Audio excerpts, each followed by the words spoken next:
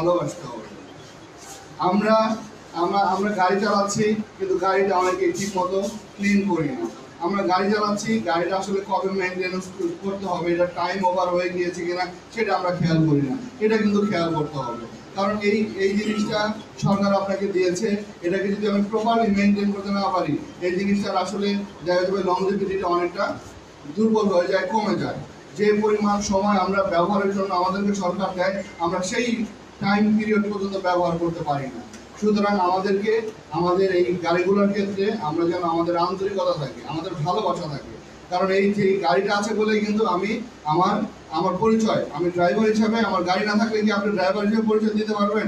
ধরেন আজকে যদি আজকে যদি সব গাড়ি পৃথিবী থেকে উঠে যায়, যে কোনো গাড়ি আর নাই, তো আমার বাস ড্রাইভার বা এই জিপের ড্রাইভার হিসেবে কেউ পরিচয় দিতে পারবো? পারবো না।